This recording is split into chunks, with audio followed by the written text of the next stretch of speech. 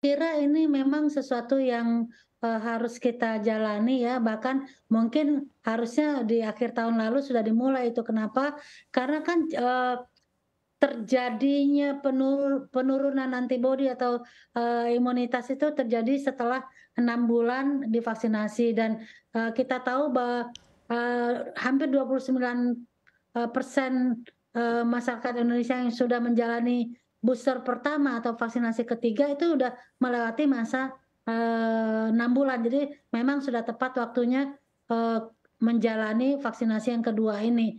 Apalagi kita tahu kan PPKM sudah dicabut, kegiatan sosial, ekonomi, dan pendidikan dan lain-lain sudah kembali sebagaimana sebelum Covid. Jadi penting sekali kita untuk memberikan istilahnya amunisi tambahan begitu ya, supaya Oke. meningkatkan proteksi. Kita kan nggak ingin bahwa virus ini terus bersirkulasi. Oke. Kenapa? Karena sirkulasi ini kalau tidak bisa kita cegah, akan berpotensi menimbulkan, varian lagi atau Oke, baik. subvarian-subvarian lainnya. Oke, baik. Dari Pak Miko sendiri, pendapat Anda seperti apa begitu? Di satu sisi tadi sempat di-mention oleh Bu Erdina bahwa memang kekebalan tubuh, masyarakat, mungkin sudah mulai, turun begitu ya seiring dengan vaksinasi yang sudah berlangsung, beberapa bulan. Kemudian di satu sisi juga tapi kalau kita lihat angkanya memang sudah terjadi juga penurunan untuk, jumlah kasus di Indonesia. Seberapa penting sebetulnya vaksin booster kedua ini bagi masyarakat?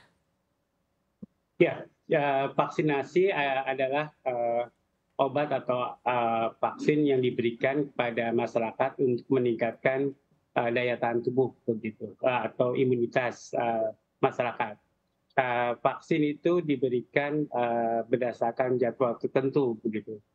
Jadi ada vaksin yang diberikan sekali, ada yang vaksin diberikan 2 kali, ada vaksin yang diberikan berkali-kali karena memang imunitasnya terjadi sangat pendek begitu. Nah, vaksin COVID-19 itu adalah vaksin yang juga bekerja sangat pendek 1 sampai 3 tahun dan dari penelitian bahwa vaksin itu diberikan cukup 2 kali kalau mau mendapatkan imunitas yang jangka pendek 1 sampai 3 tahun. Ya, jadi kalau menurut saya vaksin booster kedua ini tidak harus diberikan pada semua orang, tapi orang yang telah mendapat vaksin booster ketiga. Jadi vaksin booster, maksud saya adalah vaksin booster pertama begitu. Jadi atau vaksinasi COVID keempat ini diberikan pada orang yang telah mendapat vaksinasi COVID ketiga. Ya, pada orang yang belum mendapatkan vaksinasi satupun ya dia akan mendapat vaksin yang pertama begitu. Kalau dia belum mendapat yang kedua, dia akan mendapatkan vaksinasi kedua. Dan kalau dia belum mendapatkan booster atau vaksinasi ketiga, dia akan mendapatkan yang ketiga. Nah, kalau menurut saya vaksinasi ini jadwalnya harus tertentu ya. Jadi vaksinasi kedua itu harus diberikan 1 bulan dan paling lambat adalah paling cepat 1 bulan, paling lambat 6 bulan. Ya. Nah, kalau diberikan lebih dari 6 bulan, masalahnya dia akan menimbulkan imunitas yang tidak maksimal atau tidak optimal begitu. Oke.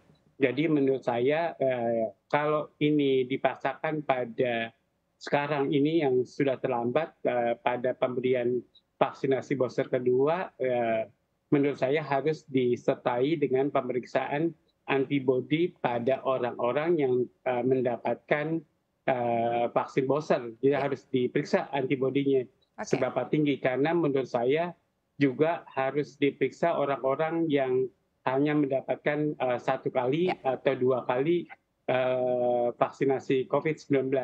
Harus diperiksa antibodinya walaupun Ya. tidak semua, tapi harus disampel orang-orang yang mendapat 1 kali, 2 kali, bahkan booster begitu Oke, karena baik. ini sudah terlambat begitu, Mbak. Oke, baik. Artinya juga perlu concern dari diri sendiri begitu terkait dengan tadi seperti apa dosisnya dan juga jarak waktu yang diterima untuk Betul, betul, vaksinasinya begitu ya, Pak Miko. betul. Nah, kemudian kalau dari Ibu Erlina sendiri begitu, kalau kita masih membahas terkait dengan urgensi untuk vaksinasi booster kedua ini begitu. Jika kita bandingkan, kan tentunya untuk masyarakat yang mendapatkan booster kedua artinya kan dia sudah mendapatkan vaksinasi full untuk 2 dosis pertama dan juga booster yang pertama begitu. Nah, tapi kalau ketika kita compare dengan kebutuhan vaksin lainnya, misalnya vaksin anak-anak dari 0 hingga 6 tahun ini kan juga masih belum ada di Indonesia begitu. Nah, kalau kita compare begitu urgensinya lebih penting yang mana Bu Erlina? Ya, baik, makasih Iva. Jadi kita harus mulai dulu dengan berpikir bahwa COVID ini sangat-sangat unpredictable ya. Kita lihat di banyak negara yang tadinya sudah declining, sudah flattening, rendah sekali, tiba-tiba kasusnya naik lagi. Karena apa? Karena ada varian-varian baru. Contohnya yang jelas-jelas di Cina, yang tadinya sangat rendah, lalu tiba-tiba naik lagi. Singapura juga pernah demikian, Jepang juga, yang kasusnya sekarang sekitar 100 ribuan per hari. Nah, ini menjadi pelajaran buat kita bagaimana kita kembali bersiap-siap, apalagi tadi saya sudah sampaikan PPKM sudah dilonggarkan, aktivitas seperti biasa, maka itu kita juga harus menambah proteksi kita. Nah, yang Anda sampaikan ini pilih mana? Pilih orang dewasa yang sudah booster 3 kali atau anak-anak yang sama sekali belum. Nah, jadi memang beberapa syarat untuk vaksinasi itu ada. Yang pertama adalah bahwa tadi disampaikan vaksinnya sudah mendapatkan emergency use authorization. Nah, pada banyak vaksin itu hanya 1, 2 vaksin yang sudah dapat emergency use authorization untuk kelompok anak.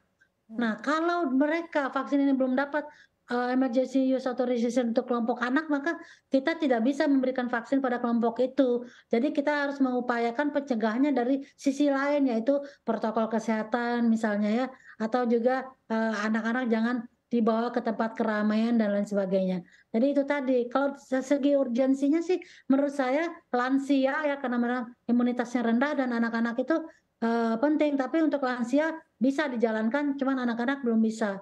Jadi prioritas itu baru bisa kita laksanakan kalau syaratnya terpenuhi. Saat ini kan untuk booster yang kedua pun salah satu syaratnya adalah orang yang di atas 18 tahun, kemudian sudah melewati batas waktu 6 bulan setelah vaksinasi yang ketiga atau booster yang pertama. Oke, baik. Demikian, Iva.